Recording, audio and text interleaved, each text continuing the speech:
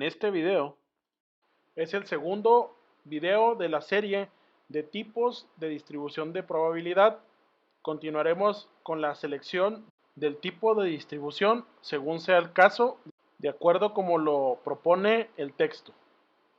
Pues como les comentaba, hay que plantear bien qué probabilidad se va a utilizar, ¿sí? Porque si estamos en la situación de escoger con cuidado la correcta, hay que ver que, por decir, si nosotros estamos utilizando una Poisson, que realmente no sea una distribución binomial la que necesitamos, ¿sí? Que porque nos cambiaría la decisión y nos cambiaría los parámetros que tenemos que sacar para caracterizar esa población y para hacer inferencias con respecto a si mi valor o mi característica de la población está dentro de ciertos supuestos. Y aquí nos dice, recuerde que la distribución binomial se aplica cuando el número de ensayos está fijo antes de que empiece el experimento y que cada ensayo es independiente y puede tener solo dos resultados mutuamente excluyentes, éxitos y fracasos, y o, sí y no, ¿sí? Por ejemplo, son ejemplos de éxito y fracaso, ¿no? Y los supuestos que se hacen al momento de desarrollar ese experimento si nosotros lo queremos hacer como binomial. O sea, sería una característica que queremos analizar de la población, si está existiendo en un individuo o no, o en un experimento o no. Al igual que la distribución binomial, la distribución de Poisson se aplica cuando cada ensayo es independiente de los demás, o sea, tiene que haber independencia de cada ensayo. O sea, cada resultado es independiente, no tiene una relación o una condición de que uno se dé y el otro no se dé, o se lo den los dos juntos, no, eventos independientes. El número de valores posibles es infinito. No se conoce el límite de dos resultados mutuamente excluyentes. En ciertas condiciones, la distribución Poisson se puede utilizar como aproximación a la binomial. Sí, o sea, hay aproximaciones, pero no siempre es posible hacerlo. Todas las suposiciones que conforman la base de la distribución deben cumplirse si la intención del uso de dicha distribución es producir resultados significativos, ¿sí? Ese es el detalle. Tenemos que ver si realmente andamos buscando lo que nos va a permitir identificar esa distribución de probabilidad. Aunque la distribución normal es la única distribución continua que hemos analizado en hasta el momento, igual que en el capítulo, ¿verdad? Ahí como menciona, debemos darnos cuenta que existen otras distribuciones continuas útiles. En los capítulos siguientes, en las diapositivas siguientes, veremos la cuestión de la T-de-Student. Nosotros no vamos a ver la chi cuadrada, la van a exponer ustedes. La distribución F se las voy a comentar, pero cada una de estas es de interés para los tomadores de decisiones que resuelven problemas haciendo uso de la estadística, ¿sí? Entonces, ya con estas aseveraciones, pues tenemos que tener cuidado y analizar a muy detallado y ver antecedentes, sobre todo en investigaciones o en análisis que se hicieron de forma previa, a ver si la forma en que nosotros estamos haciendo el análisis estadístico lo han utilizado anteriormente. Acuérdense, en la estadística, como en el diseño de experimentos, en lo que viene siendo los análisis de diseño de análisis de datos experimentales, son recetas. Es seguir el desarrollo de experimentos, de análisis que anteriormente se han desarrollado para poder hacer comparativos también de que si los resultados que está obteniendo son similares a resultados anteriores, ¿no? Entonces, la distribución normal estándar, que es una variante de cierta manera de la normal, pues permite hacer pruebas de hipótesis usando escalas estandarizadas.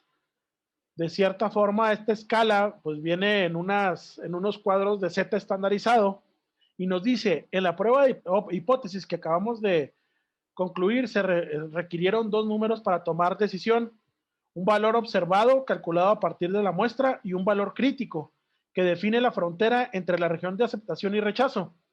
Más adelante que estemos haciendo cálculos respecto a este tipo de distribuciones, cómo se aplican, vamos a ver que para la aceptación de hipótesis o también para una vez de que se comparan poblaciones, vamos a tener un área, una región de aceptación, una región de rechazo, limitadas por un número determinado.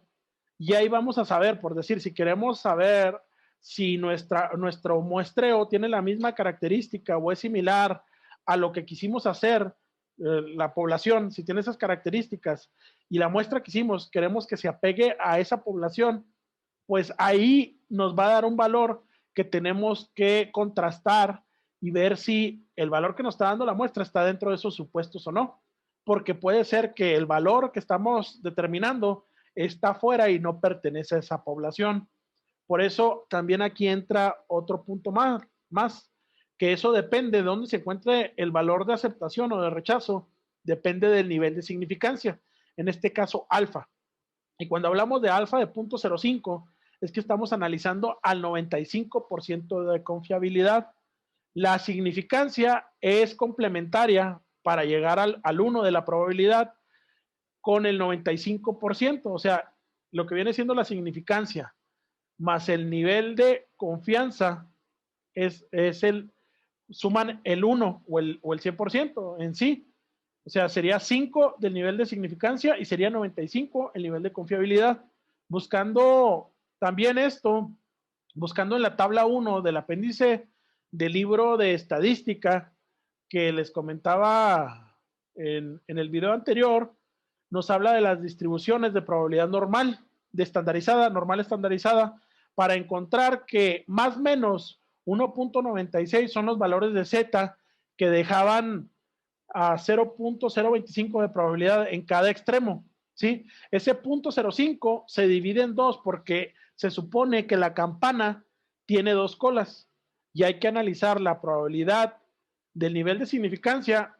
Del lado izquierdo son 0.025 y del lado derecho hay otro 0.25, 0.025, que de cierta manera esa sería nuestra área de rechazo.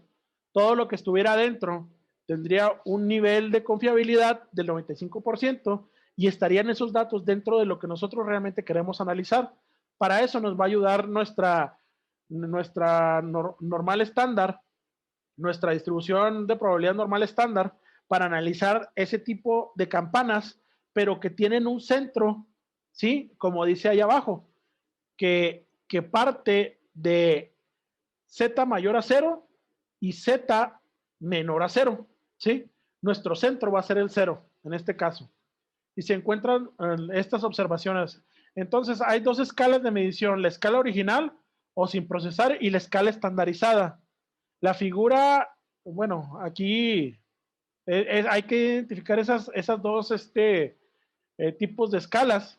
Cuando estemos hablando de escalas sin procesar, tendremos que analizar por medio de la distribución normal, pero cuando esté estandarizada y sean valores del lado izquierdo del 0 y del lado derecho del 0, entonces tendremos que utilizar las estandarizadas. Obsérvese que nuestra media muestral de 79,6 libras por pulgada cuadrada está dada en escala sin procesar, pero los valores críticos de Z de más o menos de 1.96 están dados en escala estandarizada. Como estos dos números se dan de dos escalas distintas, no podemos comparar directamente. Cuando probamos muestras de hipótesis, debemos convertir una de ellos en la escala del otro, ¿sí? Entonces, antes de comparar, debemos de estandarizar si queremos trabajar con esa distribución estándar. Y aquí vemos otras características. Si se fijan, aquí está la campana de Gauss, aquí está el área de aceptación. Aquí tenemos nuestra media muestral, que es de 79,500 libras por pulgada cuadrada. Aquí, si se fijan, está el 80,000, ¿sí? Y aquí está el 80,759. Y aquí al centro, si se fijan al momento de estandarizar, aquí están poniendo el 0 en el 80,000. Y acá, de este lado, y luego aquí está el 0. Y luego de este lado tenemos el límite ya establecido por Z, que es 1.96. La media de la muestra estandarizada dio 1, menos 1, ¿sí? Menos 1, y este es menos 1 también porque lo estandarizamos. Pero de este lado nos va a dar 1.96. Estos son los valores que les decía de 0 menos y de 0 más, estandarizándolos, porque aquí tendríamos que Z es igual a X testada menos mu y está dividido entre lo que viene siendo el error estándar de nuestra población. Entonces, tener un número directamente comparable con el valor observado de X testada podría haber convertido nuestro valor observado de X testada a escala estandarizada utilizando la ecuación. Se utilizan ciertas ecuaciones, se obtiene el valor observado y ya se empieza a aplicar en la tabla. En este caso, nos dicen que este es el error estándar de nuestra población o muestra, que en este caso es 400, que hay que calcularlo. Esta es la media y esta es el valor de mi media muestral, ¿sí? No, este es de la población, este es de la media muestral, lo restamos y lo dividimos entre el error estándar. O sea que esta parte de aquí abajo es el error estándar. La media de la muestra está a un error estándar abajo de la media de la población.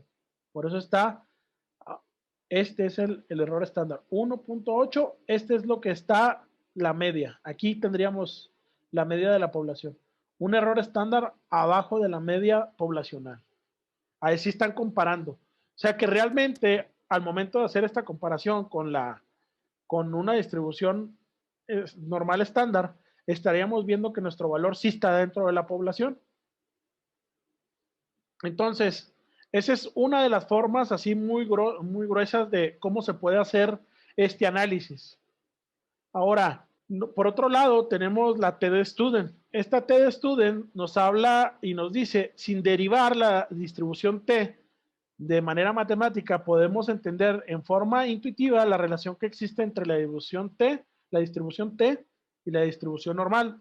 Ambas son simétricas, ¿sí? Aquí vemos la simetría. Pero el detalle, entre menos grados de libertad, entre menos muestra, tiende a estar con estas características, ¿verdad? Si hay menos muestras, va a presentar una cola. Si hay más muestras, empieza a tener un punto de inflexión a tratar de ser simétrica.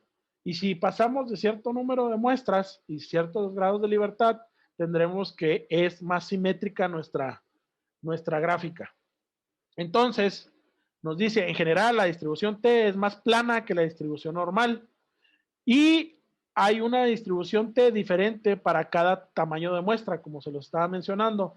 Aún así, conforme al tamaño de la muestra, se hace más grande la forma de la distribución T. Deja de ser plana y se aproxima más a la distribución normal. De hecho, para tamaños de muestra mayores de 30, la distribución T se asemeja tanto a la normal que utilizaremos la normal para aproximarla a la distribución T, ¿sí? Entonces, de cierta forma también, ahí en algunas figuras nos dicen que cómo se compara la T y una distribución T es menor en la media y mayor en las colas que una distribución normal. También está esa situación, ¿verdad?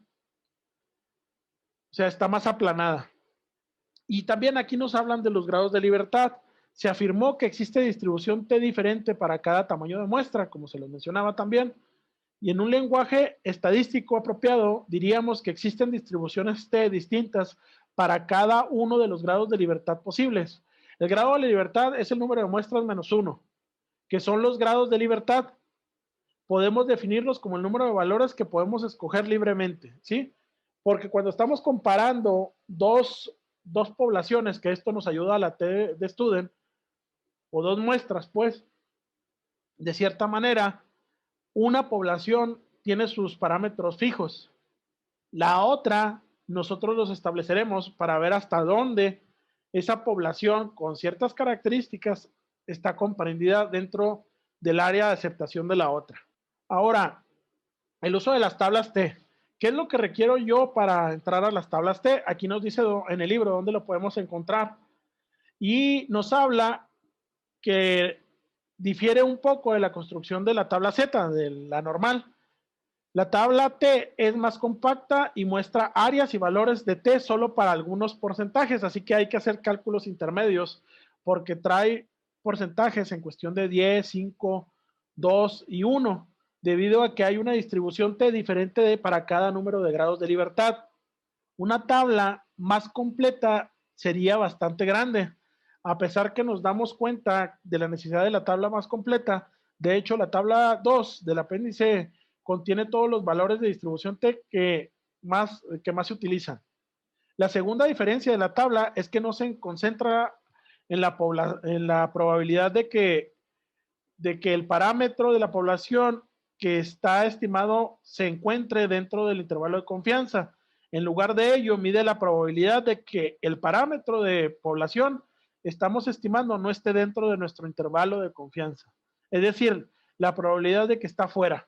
¿Sí? Se está calculando la probabilidad de que está fuera.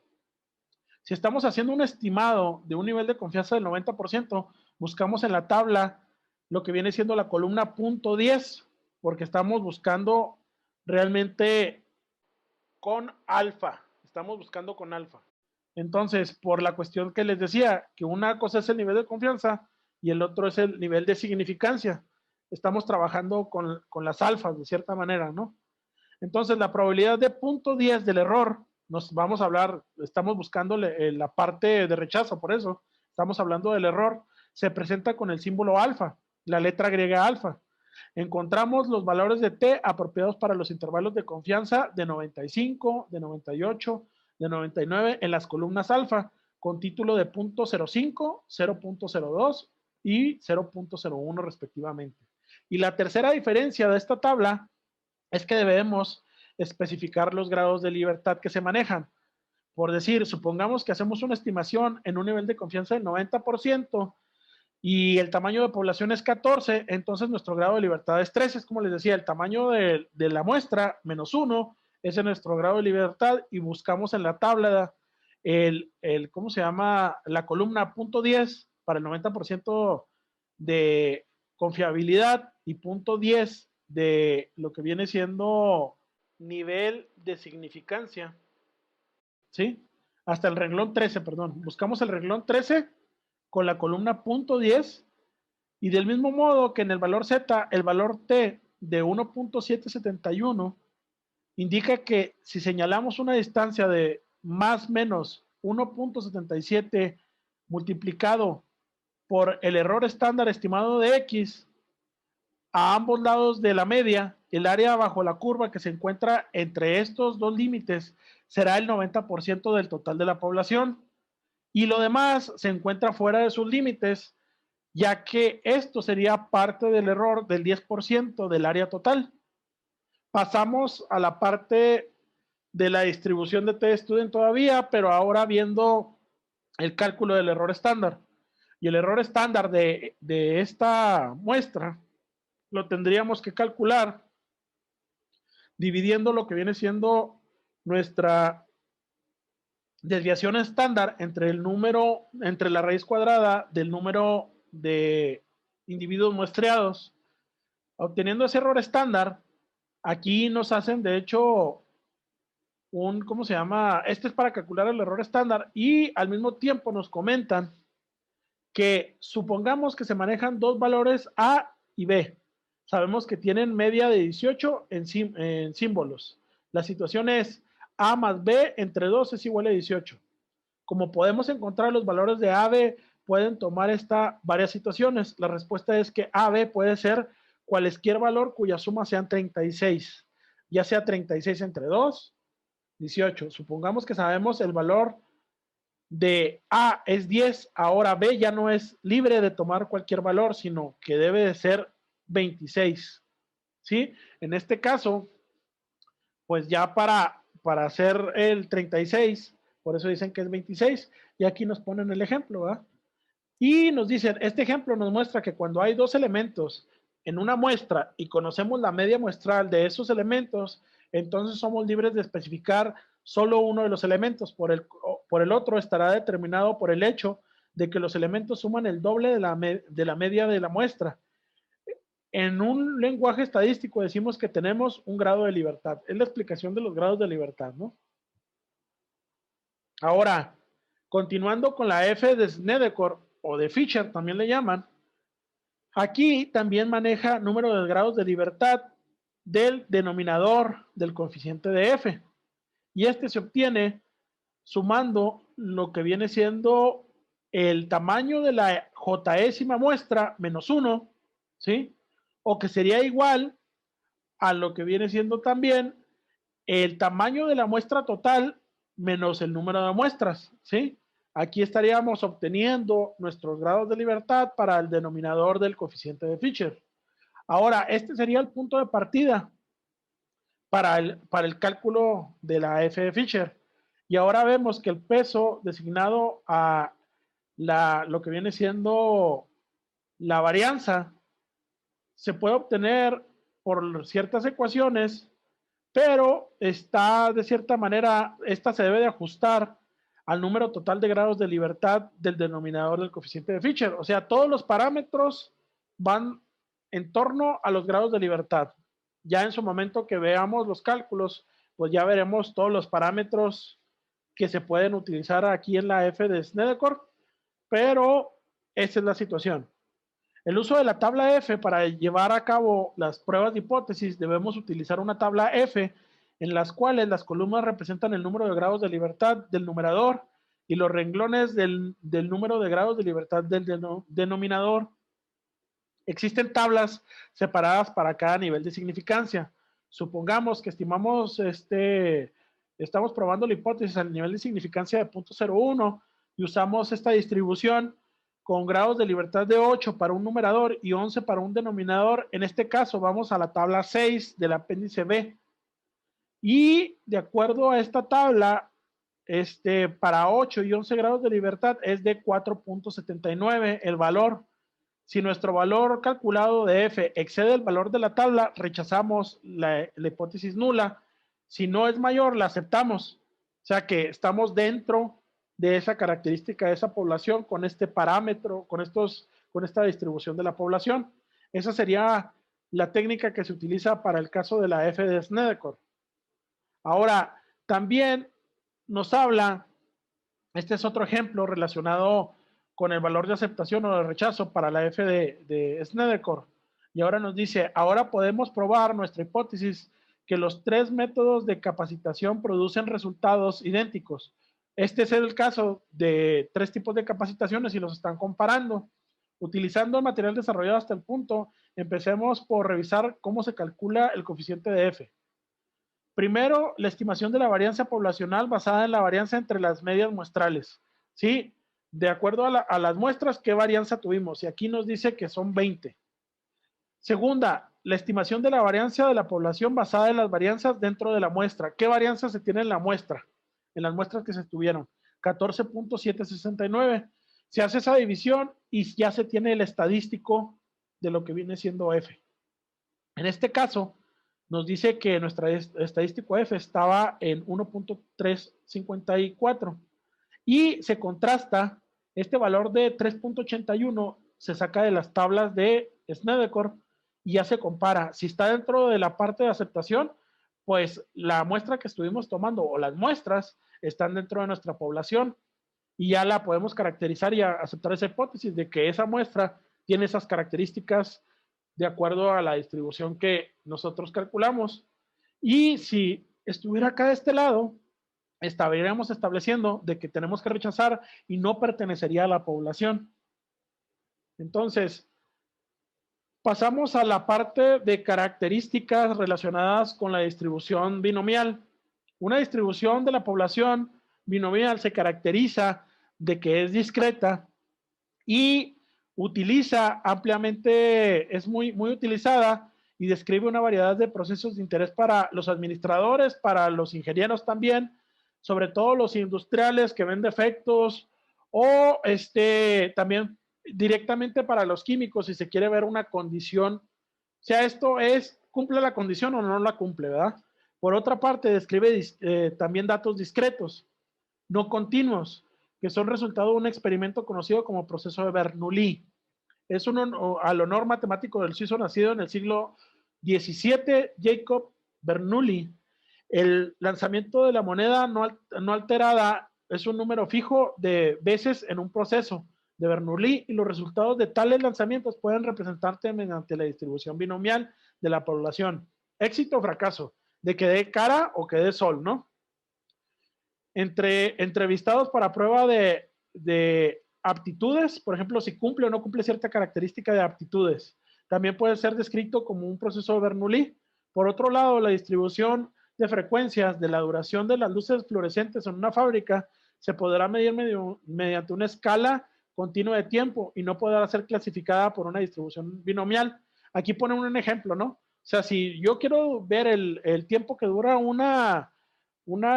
fallar una lámpara fluorescente, pues no puedo utilizar este dato. No mide tiempos, mide condiciones de que se cumplen y no se cumplen. Entonces, continuando, bajo ese proceso de Bernoulli podemos utilizar resultados de lanzamiento de una moneda no alterada de cierto número de veces. Por ejemplo, el proceso de Bernoulli, podemos describir el proceso de la siguiente manera. Cada intento es un lanzamiento independiente, ese es un caso. Tiene solamente dos resultados, cara o cruz, sí o no, éxito o fracaso. La probabilidad del resultado de cualquier intento de lanzamiento permite tener un dato fijo, ¿sí? Con respecto al tiempo.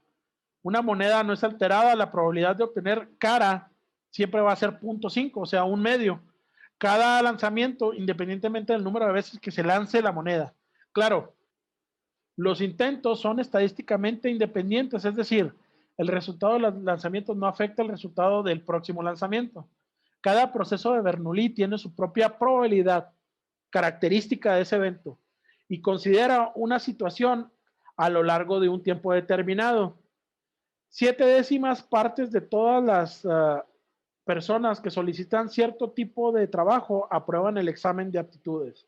Nada más 7 de cada 10.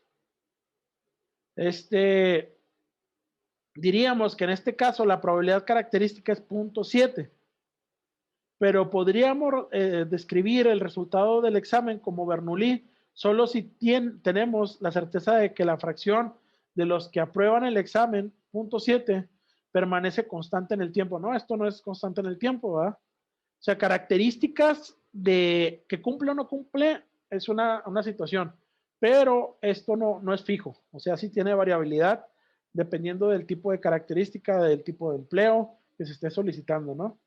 Desde luego que otras características del proceso Bernoulli también deben cumplirse. Cada examen tendrá que tener solamente dos resultados, éxito o fracaso. Todos los resultados de cada prueba deberán ser estadísticamente independientes. Entonces, para obtener el cálculo o los estimadores de la parte de distribución binomial, en un lenguaje más formal, el símbolo de P representa la probabilidad de tener éxito. En el caso de los exámenes pudiera ser 0.7 en este ejemplo. Y el símbolo de Q es igual a 1 menos P. Es la probabilidad de que resulte un fracaso. O sea, la otra parte del suceso. Acuérdense que la probabilidad es 1. Si nuestros éxitos es 0.7, nuestros fracasos tendrán que ser 0.3 para que alcance el 1. Para representar cierto número de éxitos utilizaremos el símbolo R. Y para representar el total de los intentos o ensayos utilizados utilizaremos el símbolo N. Las situaciones que analizaremos en el número de ensayos está fijo desde antes de empezar el experimento. Nosotros ya sabemos cuántas situaciones vamos a tener, ¿no? Y calculamos para utilizar este lenguaje un problema sencillo, las posibilidades de obtener exactamente dos caras. En cualquier orden, en 3 lanzamientos de una moneda no alterada. Simbólicamente, expresamos los valores de la forma siguiente. P es la probabilidad de características o probabilidad de tener éxito. 0.5, de la forma independiente, ¿no? De un solo lanzamiento. Y por lo cuanto el fracaso es la probabilidad de fracaso es 1 menos P. También tenemos 0.5, o sea, tenemos 50 y 50. Pero aquí estamos buscando el número de éxitos, 2 éxitos. ¿Y en cuántos intentos? En 3. Este experimento son repeticiones, es decir, la probabilidad de éxito siempre es la misma. Entonces, podemos resolver bajo la siguiente fórmula binomial. Y nos dice que la probabilidad de R éxitos en n intentos, es decir, el n factorial se divide entre el R factorial multiplicado por n menos R factorial, ¿sí? Todo eso menos esa resta factorial multiplicada por P a la R y Q n menos R. ¿sí? Entonces, esta sería la formulita para calcular nuestra probabilidad de éxitos en N. Este es el parámetro que de cierta manera la parte binomial utiliza para generar todo el proceso de cálculo. Ahora, las medidas de tendencia central con respecto a la dispersión y la distribución binomial se pueden calcular bajo lo que vemos aquí, ¿sí? Sería la multiplicación de n por p para obtener mu. Antes de este capítulo, analizamos el concepto de lo que viene siendo el valor esperado, o bueno, si no lo hemos visto, lo que viene siendo el valor esperado es lo equivalente a la media en una distribución normal. La distribución binomial tiene un valor esperado, o sea, su media, y una desviación estándar también, pero veremos la forma en que ambas medidas estadísticas se pueden calcular para la parte binomial. De manera intuitiva, podemos pensar que si una cierta máquina produce partes buenas con P es igual a 0.5, entonces a la larga, la media de la distribución a las partes buenas de la producción será de 0.5 veces la producción total.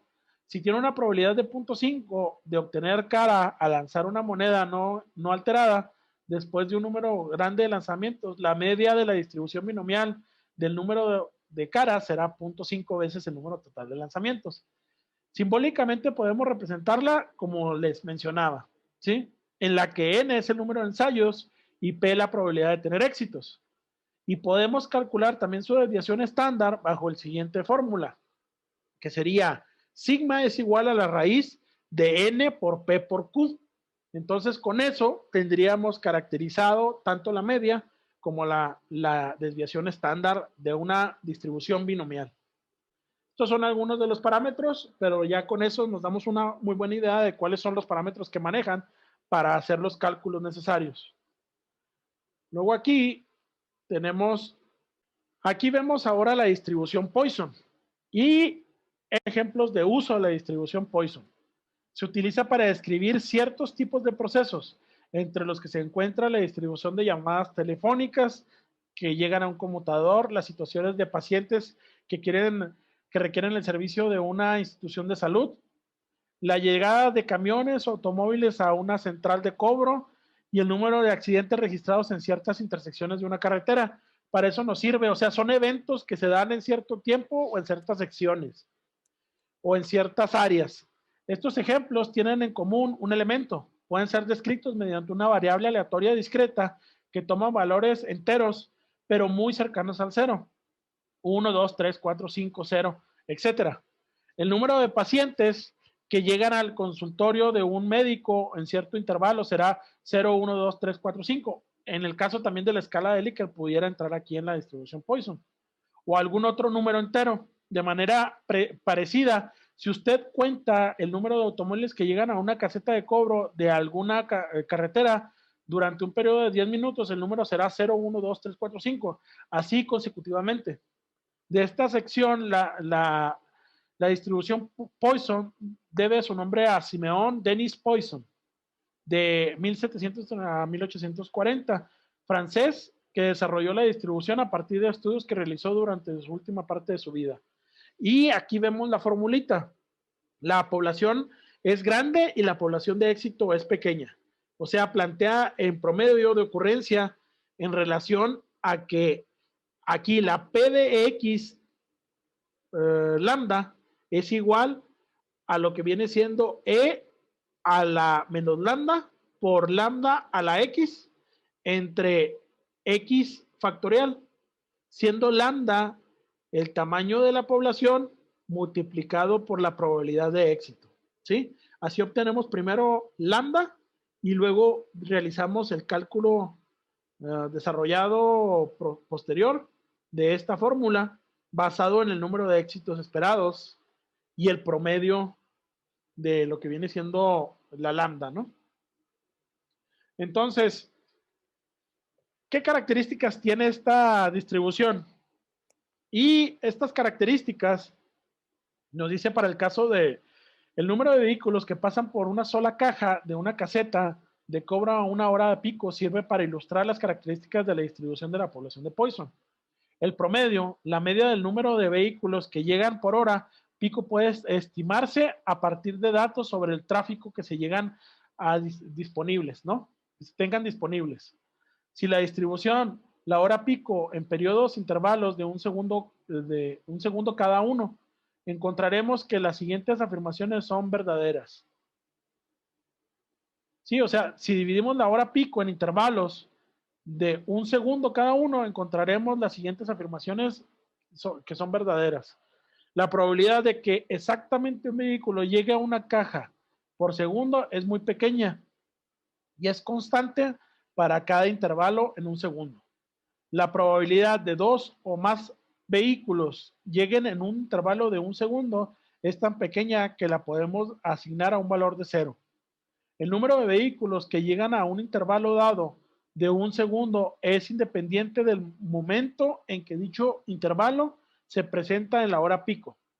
El número de llegadas en cualquier intervalo de un segundo no depende del número de llegadas en cuanto a otro intervalo en un segundo. Ahora, estamos en disposición de generalizar a partir del ejemplo de la caseta de cobro, aplicar a estas características a otros procesos.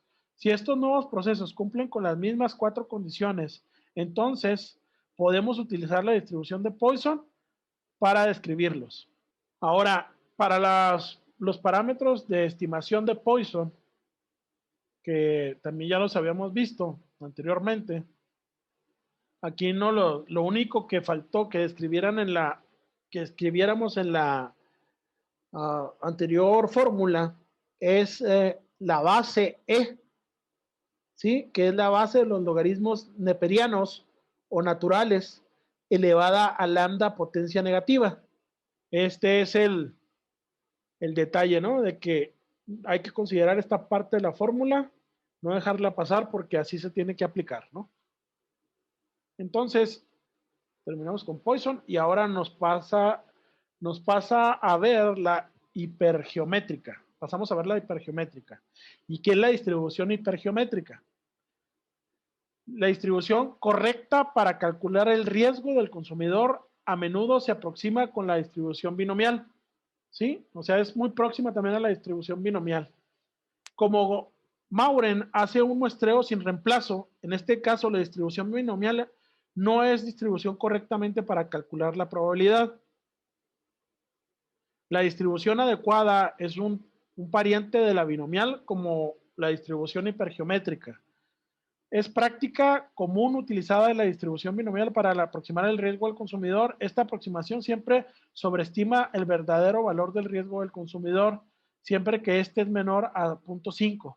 Con el esquema del muestreo de Mauren, la probabilidad binomial aproximada de aceptar un lote de 1000 unidades con 20 unidades defectuosas se calcula utilizando la ecuación mostrada en la parte superior con n de 100 y p de 0.02.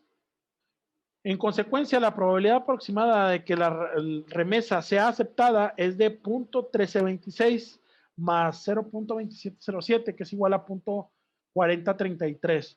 Este es lo que calcula por medio de la binomial, pero la hipergeométrica es más exacta con estos datos y nos da 0.3892, de modo que la aproximación es bastante buena, pero realmente el error es solo de 1.41 entre 3.897 o es el 3.6% aproximadamente. Cuando más pequeña sea la fabricación del lote muestreado, mejor será la distribución binomial. Pero si el lote crece, como generalmente estas producciones de 1000 lotes de 1000 unidades son pequeñas, entonces nosotros debemos utilizar la hipergeométrica. ¿Sí? Es preferente.